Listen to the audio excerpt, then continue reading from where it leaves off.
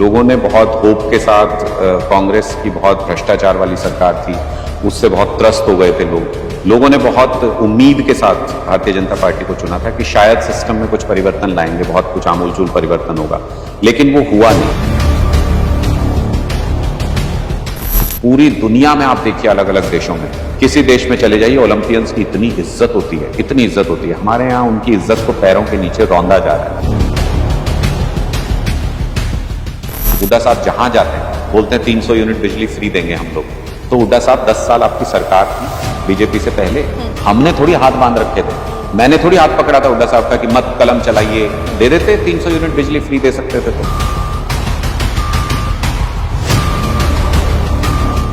Junior महिला coach आरोप लगाती हैं संदीप सिंह मंत्री के ऊपर कि घर पे बुला के कैसे पावर का मिसयूज करके उनके साथ गलत हरकत की। भूपेंद्र हुड्डा जी चुप।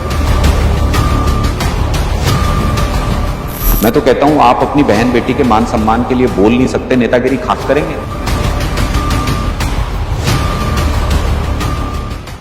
नमस्कार, आप देख रहे हैं उत्तम हिंदू टीवी। मैं हूं आपके साथ नीलम। आने वाले साल में यानी कि साल 2024 में देश में लोकसभा चुनाव होने हैं। इसके साथ साथ हरियाणा समेत कुछ और प्रदेशों में विधानसभा चुनाव भी होने हैं। हरियाणा में होने वाले विधानसभा चुनावों को देखते हुए आम आदमी पार्टी ने अपनी कमर कस ली है। आम आदमी पार्टी ने हरियाणा में संगठन लेवल पर कुछ बड़े बदलाव किए हैं। जो बड़े बदलाव हुए हैं उनमें से एक नाम है अनुराग ठांडा का, जिन्हें पार्टी ने स्टेट सीनियर वाइस प्रेसिडेंट नियुक्त किया है। इससे पहले वो पार्टी के राष्ट्रीय सलाहकार भी रह चुके हैं। तो अनुराग ठांडा जी इस वक्त हमारे साथ स्टूडियो में मौजूद है। उनका स्वागत करते हैं और बातचीत करते हैं। अनुराग जी, बहुत बहुत स्वागत है। Thank you. अनुराग जी, सबसे पहले तो शुभकामनाएं, बधाई। पार्टी ने हरियाणा में आपको बहुत बड़ी जिम्मेवारी सौंपी। शुक्रिया, बहुत बहुत शुक्रिया। अनुराग जी, हरियाणा की बात करते हैं। प्रदेश में बीजेपी और जेजेपी गठबंधन की सरकार है। जो तमाम मुद्दे इस सरकार के दौरान उठे हैं हरियाणा में, उनसे भी आप बखूबी वाकिफ हैं। इस गठबंधन सरकार को आप 1 से 10 के स्केल पर कितने नंबर देते हैं? देखिए, नंबर्स, लोकतंत्र में नंबर्स से नहीं चलता। मैं इसको दूसरे तरीके से रखना चाहूंगा कि जब आप कोई सरकार चुनते हैं तो लोगों की कुछ उम्मीदें, आकांक्षाएं होती हैं। इस सरकार से जितनी भी उम्मीदें थी वो सारी टूट गई हैं लोगों की। लोगों ने बहुत होप के साथ कांग्रेस की बहुत भ्रष्टाचार वाली सरकार थी, उससे बहुत त्रस्त हो गए थे लोगों ने बहुत उम्मीद के साथ भारतीय जनता पार्टी को चुना था कि शायद सिस्टम में कुछ परिवर्तन लाएंगे, बहुत कुछ आमूलचूल परिवर्तन होगा, लेकिन वो हुआ नहीं। अभी मैंडेट भी नहीं मिला था लास्ट टाइम, बीजेपी को 40 सीटें ही मिली थी। जेजेपी बीजेपी के खिलाफ चुनाव लड़के आई थी, उन्होंने धोखा करके लोगों के साथ बीजेपी का साथ दे दिया, चलिए बन गई गठबंधन की सरकार। लेकिन ना बीजेपी के वादे पूरे हुए, ना जेजेपी के वादे पूरे हुए। तो मुझे लगता है कि लोगों की आकांक्षाओं पे खरी नहीं उतरी है सरकार। मैं इसको ऐसे देखता हूँ, नंबर्स देने की बजाय कि इनकी जो लोगों को उम्मीदें थी वो धराशायी हो गई। अनुराग जी, पहलवानों के मुद्दे की बात करते हैं, क्योंकि एक ऐसा मुद्दा बनकर उभरा है जो सिर्फ देश ही नहीं बल्कि अंतर्राष्ट्रीय स्तर पर भी लोगों की निगाहें इस मुद्दे पर टिकी हुई हैं। केंद्र के साथ पहलवानों का टकराव चल रहा है, यहाँ तक कि अब तो पहलवान अपने मेडल गंगा में बहाने की बात तक कह चुके हैं। आम आदमी पार्टी से कैसे देखती है? देखिए, मुझे लगता है कि बहुत ज्यादा दुर्भाग्यपूर्ण है, और मैं इसको दुर्भाग्यपूर्ण इसलिए बोलता हूं कि जिस वक्त ये खिलाड़ी मेडल जीते थे उस वक्त पूरे देश के लोग, जिसमें प्रधानमंत्री भी शामिल हैं, उन्होंने इनको बधाई दी थी। उन्होंने अपने घर पे बुला के इनको डिनर कराया, बहुत सारी तारीफें की इनकी। उसमें हमारे हरियाणा के मुख्यमंत्री भी शामिल, उन्होंने भी दी थी बधाई, अरविंद केजरीवाल जी ने भी दी थी, कांग्रेस के नेताओं ने भी दी, सबने बधाई दी थी। उस वक्त लोग ये चाहते थे कि ये देखो इतना बड़ा नाम कमा के आए देश के लिए, इनके गौरव में से थोड़ा सा हिस्सा हम चुरा लें, अपना नाम जुड़ जाए किसी तरह इनके साथ। आज जब ये सड़क पे सोने को मजबूर हैं, आज जब इनके ऊपर लाठियां चलाई जा रही हैं, आज जब ये अपने मेडल गंगा में बहाने जैसी बात सोच रहे हैं, आज इनके बारे में तरह तरह की बात की जाती है। कहते हैं कि राजनीति हो रही है, कहते हैं इनकी जात ये है, कहते हैं इनका प्रदेश ये है। उस वक्त नहीं आपने देखा जब ये मेडल जीत रहे थे, तब तो आप तालियां बजा रहे थे, तब तो आप गौरव का अनुभव कर रहे थे। जब ये तिरंगा लेके स्टेडियम में घूमते हैं, जब राष्ट्रगान वहां पे बजता है, तो हम सब गौरव महसूस करते हैं।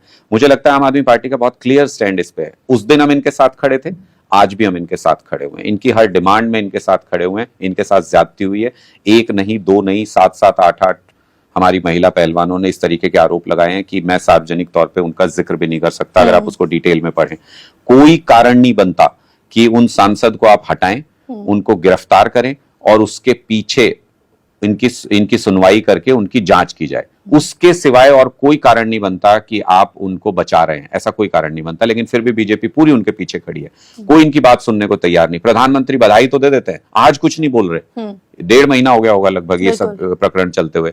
तो मुझे लगता है इससे दुर्भाग्यपूर्ण कुछ नहीं हो सकता।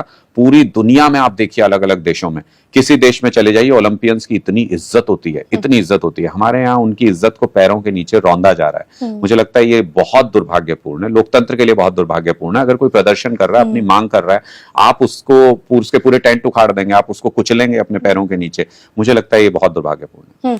अनुराग जी, हरियाणा की सियासत की जब बात आती है तो जाट बनाम नॉन जाट की बात चलती है।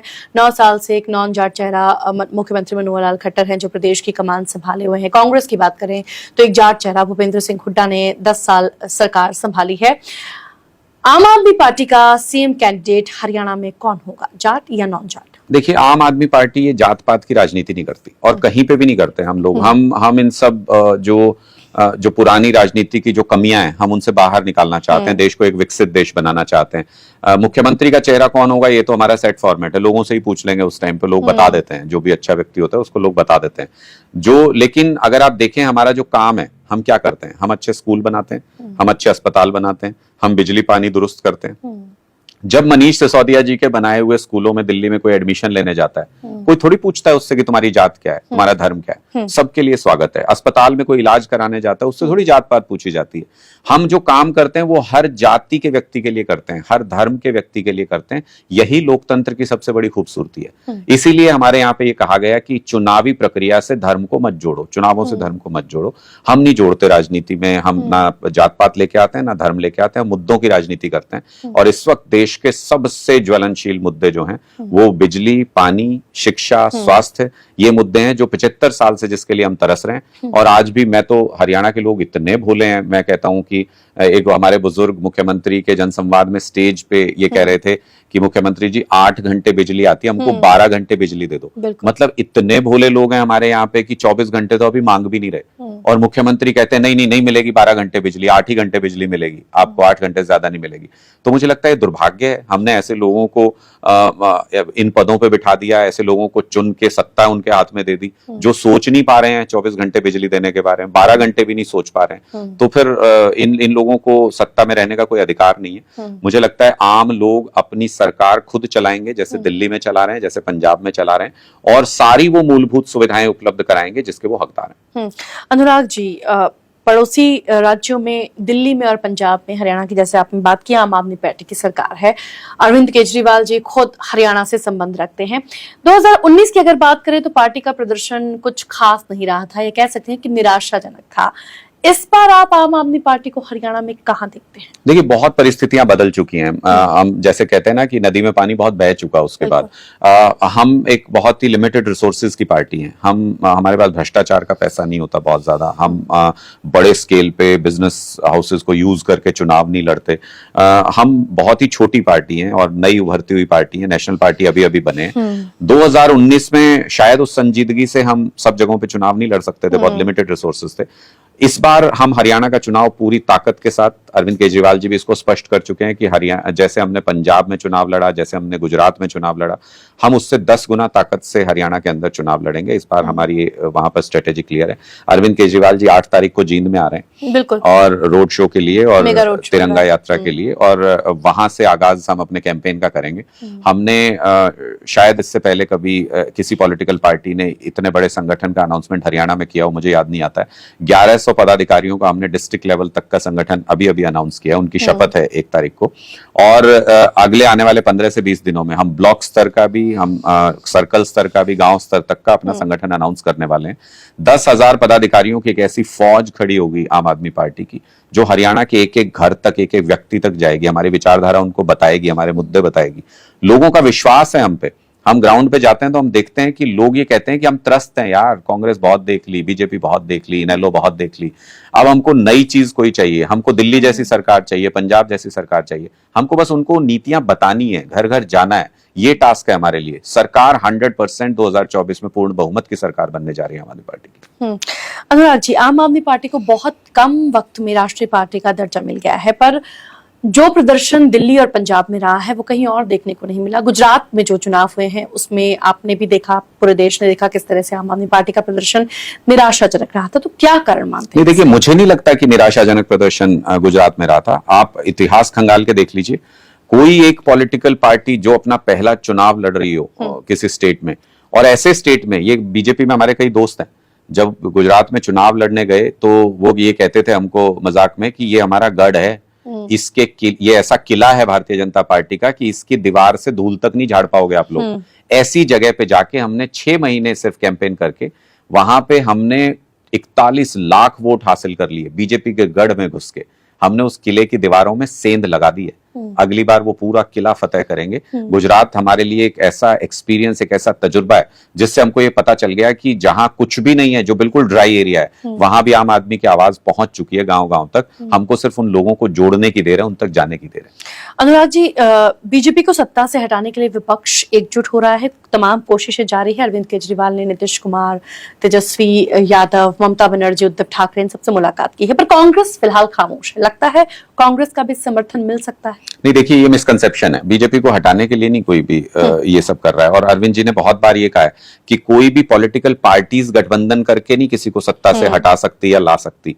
लोगों के मन में जब ये आ जाएगा कि भारतीय जनता पार्टी को हमको हटाना है, और आज के दिन में सब त्रस्त हैं भारतीय जनता पार्टी से, उस दिन कोई रोक ही नहीं सकता उनको सत्ता से हटने से। विपक्ष में क्या ऑप्शन है वो लोग अपने आप ढूंढ लेते हैं, लेकिन हटाना तय कर लिया कि इनको हटाना है तो उसके लिए किसी गठबंधन की जरूरत नहीं। हमारा टारगेट है 140 करोड़ लोगों के साथ गठबंधन करना है आम आदमी पार्टी को, अपने मुद्दों के ऊपर उनको लेके आना है। हम बहुत सक्सेसफुल रहे हैं। आप सोचिए ना, हम छोटी सी पार्टी, नई नवेली पार्टी, अभी अभी नेशनल पार्टी बने, और सारी पॉलिटिकल पार्टीज हमारे एजेंडे पे आ गई हैं। कांग्रेस पार्टी कर्नाटक का पूरा चुनाव हमारा मैनिफेस्टो कॉपी पेस्ट करके जीत गई, क्योंकि हमारे पास अभी इतने लिमिटेड रिसोर्सेज हैं, वहां इतना संगठन नहीं था। इन्होंने सेम वही मुद्दे, बिजली देंगे, जो बेरोजगार हैं उनको भत्ता देंगे, सेम वही मुद्दे हमारे वाले, महिलाओं को वहां सम्मान राशि देंगे, वही मुद्दे बोल बोल के ये कर्नाटक का चुनाव जीत गए। यानी, और आज देख लीजिए आप, हरियाणा के अंदर हुड्डा साहब जहां जाते हैं बोलते हैं 300 यूनिट बिजली फ्री देंगे हम लोग। तो हुड्डा साहब 10 साल आपकी सरकार थी बीजेपी से पहले, हमने थोड़ी हाथ बांध रखे थे, मैंने थोड़ी हाथ पकड़ा था हुड्डा साहब का कि मत कलम चलाइए, दे देते 300 यूनिट बिजली फ्री दे सकते थे। तो इसका मतलब हमारे मुद्दों पे ये लोग आ गए। आपको भी मालूम है कि हर व्यक्ति अपनी पिच पे स्ट्रांग होता है। क्रिकेट जो भी देखता है उसको समझ आता है। एक बार इनको हमारी पिच पे आने तो दीजिए, ऐसी पटखनी देंगे कि ये याद करेंगे। अनुराग जी, विपक्ष की बात हो रही है, हरियाणा में विपक्ष की स्थिति को आप कैसे देखते हैं? कांग्रेस हुड्डा जी के नेतृत्व में सरकार बनाने का दावा कर रही है, इनेलो परिवर्तन यात्रा निकाल रही है। क्या लगता है किसका फ्यूचर ब्राइट रहेगा 2024 में? देखिए, मुझे लगता है कि हरियाणा के साथ सिर्फ भारतीय जनता पार्टी और जेजेपी ने धोखा नहीं किया, हरियाणा के साथ कांग्रेस पार्टी ने भी दगा किया है। पिछले 8-9 साल में उनको जो विपक्ष की भूमिका निभानी चाहिए थी, उन्होंने बिल्कुल नहीं निभाई। जनता के हर मुद्दे पर वो चुप रहते हैं। मैं आपको उदाहरण देके बताऊंगा। आप बताइए कौन सा ऐसा विपक्ष है, मैंने तो आज तक हिंदुस्तान में कहीं सुना नहीं कांग्रेस के अलावा, कि कांग्रेस के विधायक जितने हैं, 30-31 विधायक हरियाणा के अंदर, वो मिलके हर बार एक राज्यसभा सांसद बना सकते हैं अपना। वो सांसद जाता अगर राज्यसभा में तो आवाज उठाता विपक्ष की। 2 बार लगातार हो गई है कांग्रेस के विधायक मिलके बीजेपी का सांसद बनवा रहे हैं, 2 बारी से लगातार। ऐसा कौन सा विपक्ष करता है? अब जो सबसे महत्वपूर्ण मुद्दे हैं, महिला सुरक्षा सबसे महत्वपूर्ण मुद्दा हरियाणा के अंदर, बहुत बुरी स्थिति है उसमें। आप देखिए, एक जूनियर महिला कोच आरोप लगाती हैं संदीप सिंह मंत्री के ऊपर कि घर पे बुला के कैसे पावर का मिसयूज करके उनके साथ गलत हरकत की। भूपेंद्र हुड्डा जी चुप, 45 दिन की चुप्पी, जबकि भूपेंद्र हुड्डा जी का घर संदीप सिंह के घर के साथ दीवार लगती है चंडीगढ़ में, पड़ोसी हैं, मुद्दे पे बोल नहीं रहे कुछ भी। उनके इलाके से वो बेटी आती है। मैं तो कहता हूं, आप अपनी बहन बेटी के मान सम्मान के लिए बोल नहीं सकते, नेतागिरी खाक करेंगे? क्या मुद्दे उठाएंगे? बिजली पानी पे तो क्या ही बात करें कि आप कुछ बोलेंगे, आप बहन बेटी के मान सम्मान पे नहीं बोलते। तो इस तरीके के मुद्दे पे जो नहीं बोलता, आज आप देख लीजिए, आज भी सीएमओ के अंदर भ्रष्टाचार के खुले सबूत घूम रहे हैं। लोग कच्चा चिट्ठा लेके सड़क सड़क पे घूम रहे हैं कि इस तरीके से भ्रष्टाचार हुआ है। करोड़ों करोड़ की जमीन उनको कौड़ियों के भाव उनके अधिकारियों को मिल रही। सीएम ने खुद संज्ञान लिया, बोले मैं डॉक्यूमेंट मंगा रहा हूं सीएमओ से। 1 हफ्ता हो गया। जो सीएम अपने ऑफिस से 1 हफ्ते में डॉक्यूमेंट नहीं कलेक्ट कर सकते, कैसे चल रहा है प्रदेश? लेकिन इस मुद्दे पे भी कांग्रेस चुप, कुछ नहीं बोलेंगे। जो महत्वपूर्ण मुद्दे हैं प्रदेश के, अगर आप उनके ऊपर आवाज नहीं उठा सकते, जैसे स्कूल बंद होते हैं, आम आदमी पार्टी प्रदर्शन करती है, आंदोलन करती है, कांग्रेस उस पर कुछ बोलने का नैतिक अधिकार ही नहीं रखती। उनके टाइम में 500 स्कूल बंद हुए थे, इनके टाइम में 300-400 इन्होंने स्कूल बंद कर दिए। तो मुझे लगता है कि ये एक ही थैली के चट्टे बट्टे। हरियाणा में तो आजकल ये चर्चा चल रही ग्राउंड के ऊपर कि भूपेंद्र हुड्डा जी को कुछ सीट मिल गई तो ऐसा तो नहीं कि वो बीजेपी में जाके फिर से बीजेपी की सरकार बना देंगे, जैसे जेजेपी ने किया वैसे हुड्डा साहब भी हमारे साथ धोखा तो नहीं कर देंगे। लोग विश्वास नहीं कर पा रहे क्योंकि विपक्ष की भूमिका आपने निभाई नहीं। सड़क पे आज के दिन में आम आदमी पार्टी विपक्ष की भूमिका निभा रही है। मुझे लगता है चुनाव जैसे जैसे नजदीक आएगा, हमारा संगठन जैसे जैसे लोगों के पास जा रहा है, हम लोगों के मुद्दों के ऊपर, आप देखिए ना, जनसंवाद जब होता है मुख्यमंत्री कांग्रेस का तो नाम नहीं लेते, मुख्यमंत्री आम आदमी पार्टी के कार्यकर्ता को ये कहते हैं ये आम आदमी पार्टी का कार्यकर्ता है, पुलिस बुलाओ, इसको पीटो और बाहर निकालो। ऐसा कौन मुख्यमंत्री बोलता है? यानी उनके सपने में आ रही है आजकल आम आदमी पार्टी, अरविंद केजरीवाल जी। ये जो डर है भारतीय जनता पार्टी का, ये बहुत जरूरी है। आम आदमी पार्टी के कार्यकर्ता से हर भ्रष्टाचारी सरकार को डरना चाहिए। ये हमारी ताकत है, ये हमारी विपक्ष के रूप में भूमिका है। हरियाणा में ये भूमिका मजबूत होती जाएगी। फिलहाल बहुत बहुत धन्यवाद अनुराग जी हमारे साथ स्टूडियो में आने के लिए और बातचीत करने के लिए। much. तो अनुराग ढांडा जी हमारे साथ जुड़े हुए थे, वो बता रहे थे कि किस तरह से आम आदमी पार्टी ग्राउंड लेवल पर हरियाणा में तैयारियां कर रही है और उनकी पूरी कोशिश और उम्मीद है कि आने वाले वक्त में हरियाणा का फ्यूचर आम आदमी पार्टी के नेतृत्व में ब्राइट होगा। फिलहाल आप देखते रहिए उत्तम हिंदू टीवी।